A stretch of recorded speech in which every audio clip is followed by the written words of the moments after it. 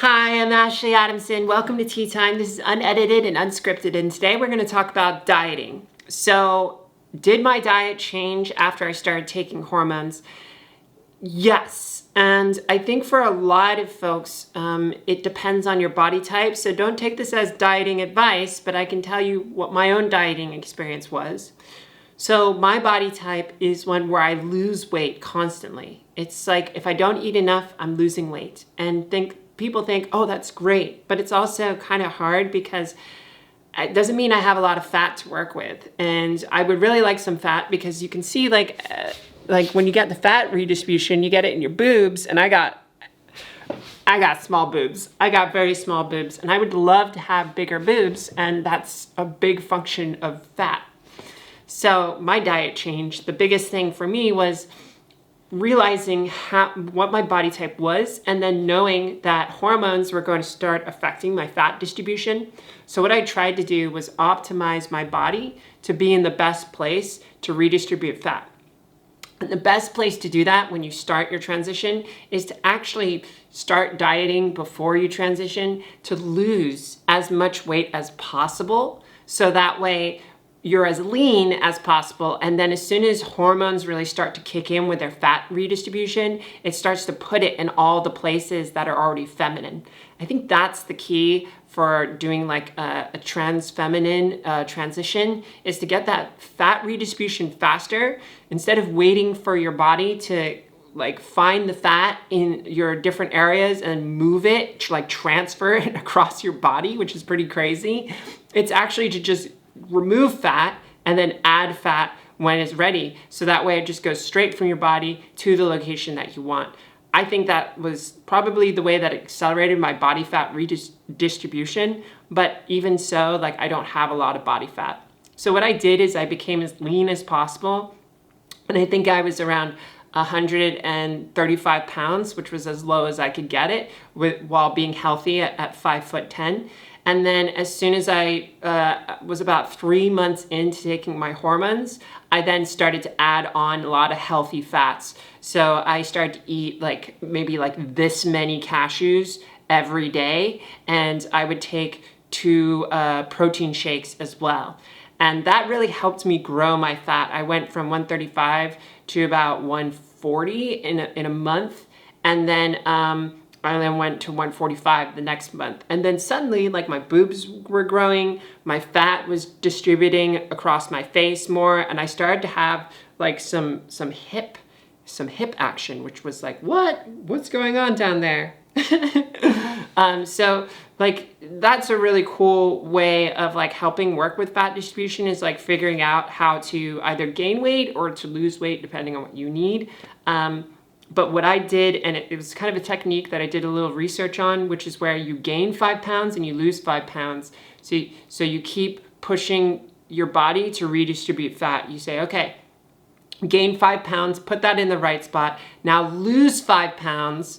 But when you lose those 5 pounds, you're probably going to lose those 5 pounds in other areas that are not feminized. So you lose those 5 pounds, so you get the fat out from places you don't want, and then you add 5 pounds again, which then puts the 5 pounds of fat in the places you want. And so this technique of losing and gaining 5 pounds really can help accelerate your body fat redistribution and really feminize you.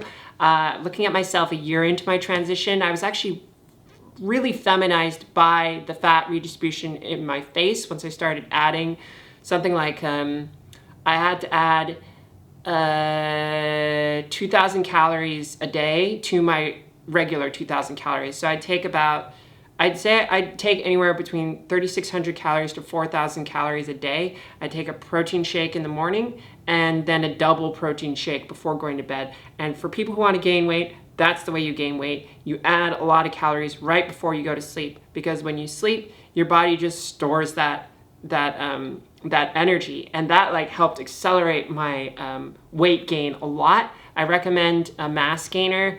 I used Serious Mass, and my friend removed the M, so it's called Serious Ass, because it's basically for my ass to grow.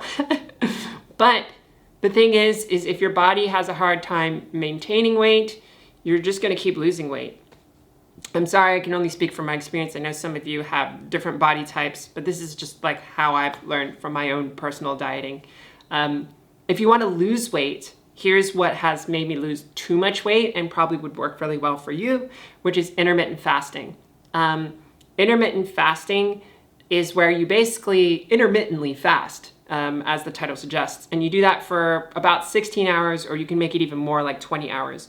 It's really easy to do because basically all you do is you stop eating you eat dinner by 8, you have to be done by 8, you go to bed and you don't eat till afternoon again, which a lot of us actually do inconsistently, is skip breakfast. I've skipped breakfast today. And that means my body is now in a ketosis stage where it starts to burn fat and other like toxins and things that it can find in the body to just use into fuel. So like I'm just burning calories right now. And it's actually good to be in this state. It's shown like studies have shown people that are actually like a little bit caloric deficient, just a little bit, not like overeating and not undereating, but just like in a state of ketosis, I suppose, they live longer. They actually have less disease. They have less chronic issues.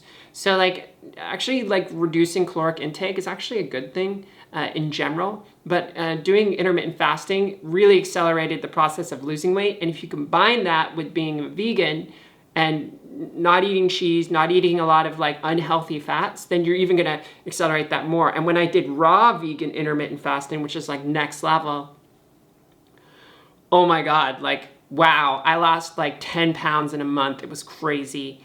And for me, that was a lot because, you know, going from 145 to 135 is just like, whoa, like you don't have a lot to lose in the first place and you just lost 10 pounds of it. I can't imagine like if I was like 200 pounds, I probably would have lost double that or triple that. So if you want to lose weight, those are things to do. As far as like how it interacts with hormones, I can only say what I've experienced, which is fat redistribution. But as far as like weight gains or changes there, not a lot of changes. Chocolate has something that I like a lot more. Will note that. And I don't know if it's just because women like chocolate and there's something there, or if it's just like I like chocolate now and that's what I like. What else for diet changes? Right now I'm going through another diet change.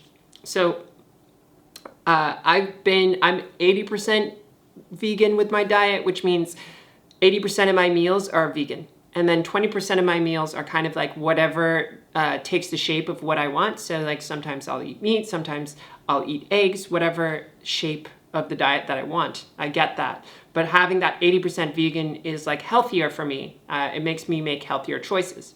However, I'm looking towards making a much more intensive anti-inflammatory diet, which means I'm actually like looking at changing it again and looking at like all of these anti-inflammatory things that I can do to help me. So one of the things that I'm looking at is doing coconut oil and taking 2 tablespoons a day, which increases fat burn as well as increases antioxidants and also is anti-inflammatory. You're gonna have to research some of these on your own because you have to make your own decisions.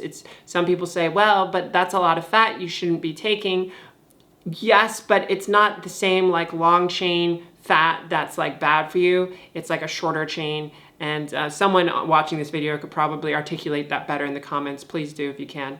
And then I'm looking at like taking turmeric and like eating raw nuts that I like soak in water and seed those. So that way my body is eating a lot less processed food. Right now I eat muesli with oat milk. That's no sugar added. But changing that to something where it's like nuts and some berries and some turmeric could really like help me level up my game in terms of the diet that I'm taking. So I'll probably have an update of once I figure out what that diet is, and maybe I'll even make an edited video for it. So it's like, hi, welcome to my cooking show. Would you be interested in that? Let me know, because I would love to know if I should even put energy towards making that. And yeah, those are my thoughts today. How's your diet been? Let me know down below how your diet has changed. I'd be really interested to hear that and any recommendations that you have. Yeah, so I guess I'll see you tomorrow. And as they say in Berlin, they say shoes. So I'm going to start saying that because it's just weird saying bye. So shoes.